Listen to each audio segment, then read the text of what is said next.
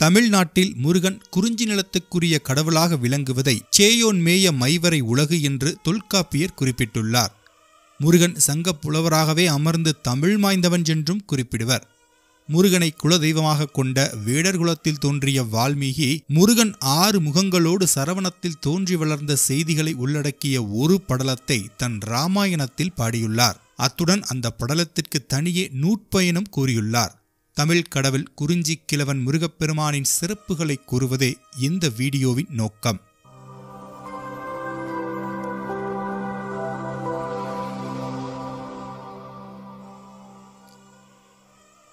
நக்கீரர் இயற்றிய திருமுருகாற்றுப்படையே 10 பாட்டு நூல்களில் முதல் பாட்டாக விளங்குகிறது. அதுவே சைவ திருமுறைகளிலும் இடம்பெற்ற சிறப்புடையது. முருகன் விழாவுக்கான பந்தக்கால் சிறப்பாக நடைபெற்ற செய்தியை மருதகளி ஆலமர்ச்செல்வன் அடிகால் மகன் விழா கால்கோல் என்று குறிப்பிடுகிறது. சேவலன் கொடியோன் காப்ப ஏமவைகள் எய்தின்றால் உலகு. இது குறுந்தொகையிலுள்ள கடவுள் வாழ்த்துச் செய்யுள். சேவற்கொடியை ஏந்தும் முருகப்பெருமான் காப்பதால் தான் இந்த உலகம் அன்றாடம் பாதுகாப்புடன் உள்ளது என்று இப்பாடல் முருகனை புகழ்கிறது. முருக வழிபாட்டு சின்னங்கள் சிந்து சமய நாகரிக காலத்திலேயே இருந்ததாக அகழ்வாராய்ச்சி வல்லுநர்கள் கூறுகின்றனர். முருகனுடைய திருமேனி என்பது உருவ வழிபாட்டிற்கு ஏற்ற முறையில் அமைக்கப்பட்டிருப்பினும் அவ்வுருவங்களில் அமைந்த நுட்பமான உண்மைகள் உணரத் தகுந்தவனாகும். 6 எனும் எண் முருகனோடு பெரிதும் தொடர்புடையதாக காணப்படுகிறது. 6 தீப்பொறிகளாக தோன்றியது.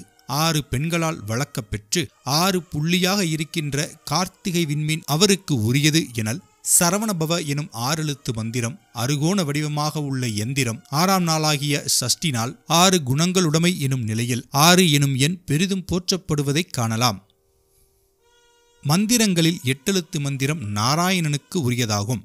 6 எழுத்து மந்திரம் முருகருக்குரியதாகும். 5 எழுத்து மந்திரம் சிவனுக்குரியதாகவும் விளங்குகின்றன. சரவணபவ என்பது 6 எழுத்து மந்திரமாக இக்காலத்தில் கொள்ளப்படினும் முருகாய நம எனும் மந்திரமே ஒரு காலகட்டத்தில் ஓதப்பட்டு வந்துள்ளமை கருத்தில் கொள்ளத்தக்கது. 6 எழுத்து மந்திரமே 6 முகங்களாக வடிவு கொள்வதற்கு காரணமாகவும் ஆகியிருக்கலாம். சிவபெருமானை என் குணத்தான் எனவும் அருகுணத்தான் எனவும் நூல்கள் குறிப்பிடுகின்றன.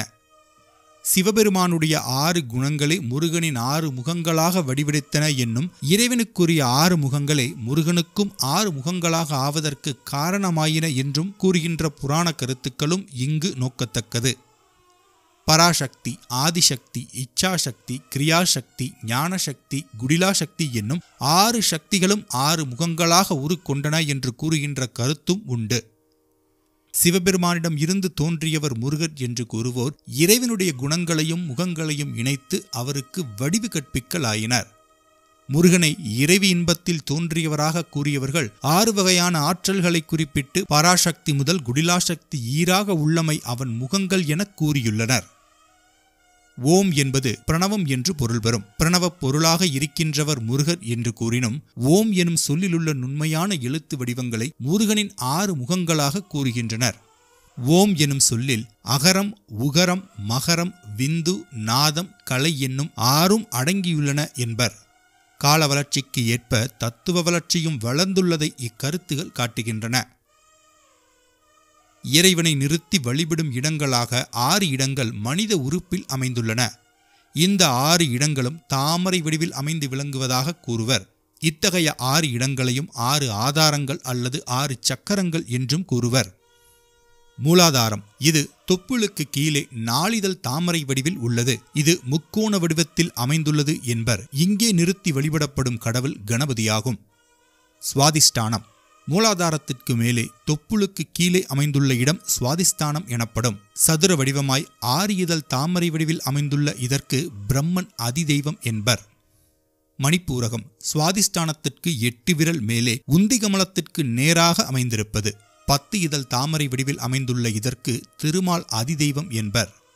அநாகதம் மணிப்பூரகத்திற்கு மேல் 10 விரற்கடைக்கும் மேல் அமைந்துள்ளது. இருதயத்திற்கு நேராக அமைந்துள்ள இது முக்கோண வடிவில் 12 இதழ்களை உடையதாக இருக்கும் உருத்திரன் இதற்கு அதிதெய்வம் என்பர். விஷுக்தி அநாகதத்திற்கு 10 விரற்கடமேல் உள்ள கழுத்தே விஷுக்தி எனப்படும். 14 இதழ் தாமரை வடிவாய் அறுகோணமாய் இருக்கும் மகேஸ்வரன் இதற்கு அதிதெய்வம் என்பர். ஆக்ஞை புருவ மத்தியில் அமைந்துள்ள ஆக்ஞை ஈறுதல் கொண்டதாகும். இதற்கு அதிதெய்வம் சதாசிவராகும். அத்துவாக்கள் 6 என்பர். அத்துவா என்பது இறைவனுடைய வடிவங்கள் அமைந்துள்ள நிலையை குறிப்பதாகும். அவை மந்திரம், வண்ணம், பதம், கலை, தத்துவம், புவனம் என்பன.